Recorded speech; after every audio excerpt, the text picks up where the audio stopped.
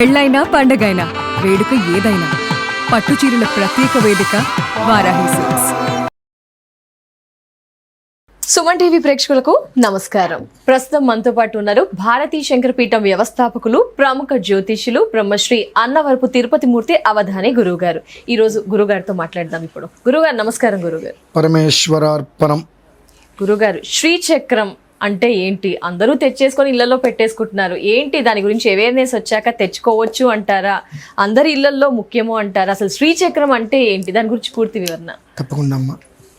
శ్రీ విద్యాం పరిపూర్ణమేరు శిఖరే బిందు త్రికోణే స్థితాం వాగీషాది సమస్త భూత జననీ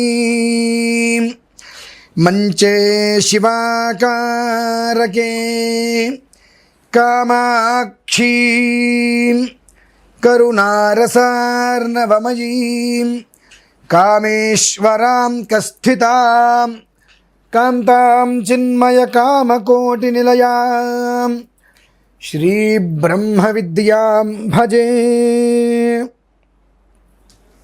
శ్రీచక్రం అయిన వాళ్ళు కాని వాళ్ళు ఎలా పడితే అట్లా దాన్ని ఇంట్లో పెట్టుకొని అర్చన చేయడానికి అర్హత లేదు. ఎందువల్లనంటే పక్షిరాజము అంటే గ్రద్ద, యంత్రరాజము అంటే శ్రీచక్రం. అవునా గురుగారు? శ్రీచక్రరాజ నిలయ శ్రీమత్ త్రిపుర సుందరి అని మనందరికీ కూడా సింహాసనాలు కూర్చోడానికి ఎలా అయితే ఉంటాయో సాక్షాత్తు అమ్మవారి సింహాసనమే శ్రీచక్రం. శ్రీచక్ర సింహాసనే అని చక్కగా అందులో శ్రీచక్రమే అమ్మవారి సింహాసనం. శ్రీచక్రం అంటే ఏమిటి అంటే జనాలకి అర్థమయ్యే భాషలో చెప్పాలంటే ధనానికే ఇంధనం. ధనానికే ఇంధనం. సో అది ధనానికి ఇంధనం అని చెప్పారు, అందరూ ఇళ్ళలో తెచ్చుకుంటున్నారు. కానీ అది ఊరికే షోకేష్ లాగా మనం పెట్టుకోవటానికి దానికి అర్చన ఆరాధనలు చేయడానికి చాలా తేడా ఉంటుందండి. అర్చనలు చేయకుండా షాపులో వాళ్ళు అమ్మే వాళ్ళు ఎలా అయితే పెట్టుకుంటారో తెచ్చుకుని షోకేష్లో పెట్టుకుంటే వచ్చే ఇబ్బంది లేదు. అర్చన ఆరాధనలు చేయాలంటే అర్హత అందరికీ ఉండదు. దానికి పంచదశి షోడశి అని కొన్ని పూర్ణ దీక్ష ఉంటుందమ్మా, నవాక్షరి అనుకుంటూ. ఆ దీక్షలు పూర్ణంగా ఉన్నవారు మాత్రమే దానికి అర్చనకు అర్హులు. అయిన వాళ్ళు కాని వాళ్ళు నేను తెచ్చుకుంటూ ఇంట్లో అర్చన చేస్తానంటే అది పతనానికి దారి. దేనికండి? పతనానికి దారి. చెడు ఐశ్వర్యానికి వృద్ధికి అది మనకు మార్గం కావాలి, కానీ పతనానికి మార్గం కాకూడదు. ఇది ఆ రకంగా తెచ్చుకొని కనుక పెట్టుకుంటే అది పతనానికి మార్గం. మరి శ్రీచక్రం ఇంట్లో ఉండాలని కోరికగా ఉందండి అంటే అరూప రూపం అంటే ఒక ఫోటో తెచ్చుకోండి, ఒక కాగితంలో తయారు చేసి ఫ్రేమ్ కడతారు, అది తెచ్చుకొని ఇంటి ముందు అలా పెట్టుకోండి. అర్చనలో మాత్రం పెట్టుకునేటువంటి ప్రయత్నం చేయకుండా ఉండడం అత్యంత శ్రేయోదాయకం. ఎందుకంటే అది శ్రీ విద్యాం పరిపూర్ణమేరు మీరు ఇట్లా ఉంటుంది. అది శిఖరే బిందు త్రికోణే స్థిత. శ్రీచక్రం ఎలా ఉంటుంది, బిందు త్రికోణం అనేటువంటిది ఎలా ఉంటుంది, మొత్తం అంతా కూడా ఒక విధానం. ఇందులో ఇంతమంది దేవతలు ఉంటారు, ఈ రకంగా అర్చన చేయాలి. ఇన్ని రకాల ఉదకం అంటే నీటిలో కొన్ని రకాలు ఉంటాయి. మళ్ళీ ఆ మామూలు నీళ్ళలోనే సుగంధ ద్రవ్యాలు, తులసి దళాలు ఇట్లా వేసుకుంటూ తీసుకుంటాం. దేనికి దానికి ఆ నీటి విడిగా ఉండాలి, దేని నివేదన దానికి ప్రత్యేకంగా ఉండాలి. మన ఇష్టానుసారం చేస్తా అంటే కుదరదండి అది. ఎందుకంటే ఎప్పుడైతే మనం శ్రీచక్రానికి అర్చన చేసి ఉంటామో అమ్మవారి అక్కడ సాక్షాత్కరిస్తుంది. మనకు అమ్మవారి రూపాన్ని మనం చూడగలుగుతాం. మనసా వాచ కర్మన త్రికరణ శుద్ధిగా చేసినప్పుడు అమ్మవారి రూపాన్ని మనం కళ్ళు మూసుకుంటే అలా కనిపిస్తుంది ఆవిడ. మనకు అధికత కావాల్సింది, అంతేగాని ఏదో చేసేసాము అనేటువంటిది అనుకుంటే ఏమీ రాదు. ఉన్నది మొత్తం మనం ఇబ్బంది పడిపోతాం, దారిపోతుంది అదంతా కూడా.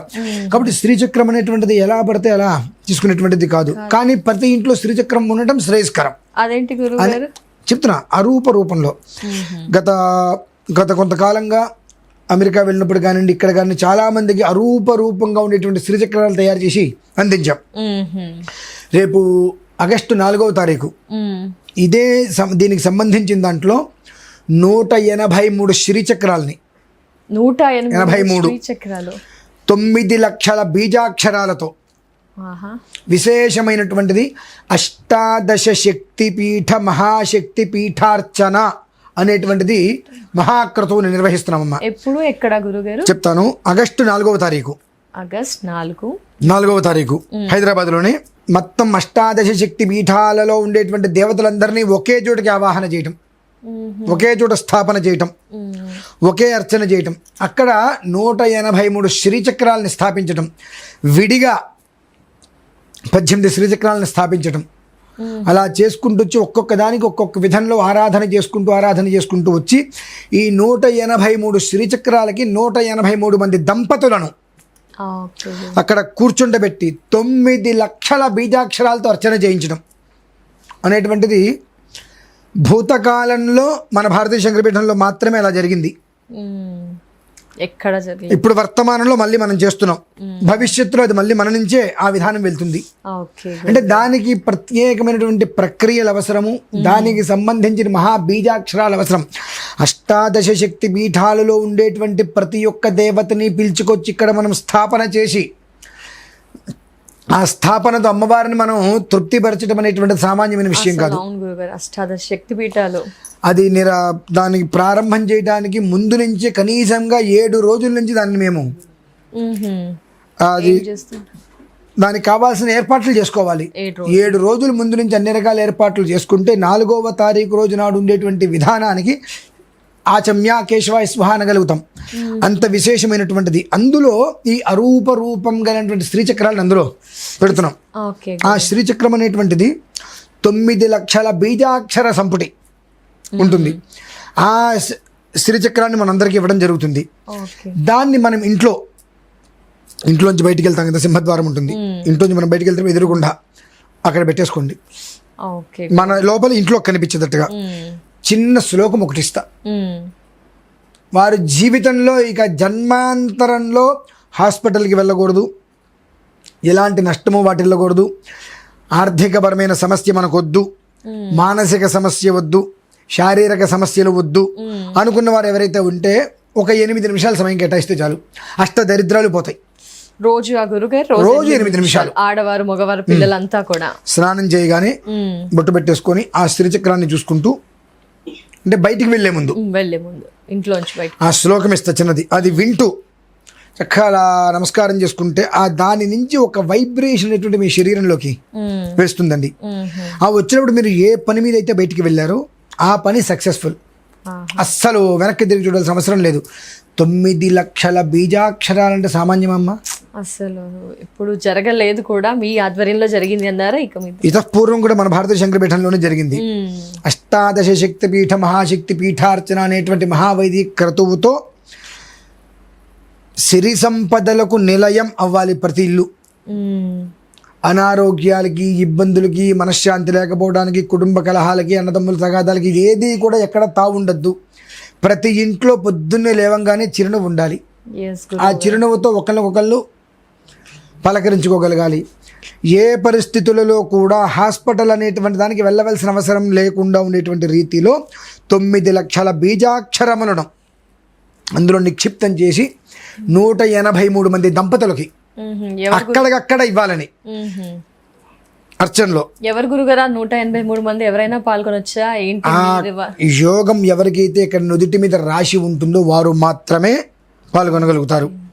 ఎందుకంటే ఆ అమ్మవారి యొక్క ప్రాంగణములో 183కి అందిస్తాం. 183 మందికి స్వహస్తాలతో అలా అక్కడికక్కడ ఇచ్చేయడం జరుగుతుంది. ఆ తర్వాత ఈశ్వరేచ్ఛ, ఆ ఒక్క భాగ్యము భోగాన్ని అనుభవించేటువంటి యోగం ఎంతమందికి ఉంటుందంటే మనం చెప్పలేము. అంతటి విశిష్టయగు శ్రీచక్రార్చన, అష్టాదశ శక్తి పీఠ మహాశక్తి పీఠార్చన అనేటువంటిది బహుశా ఇంతవరకు ఎవరు చూడలేదు.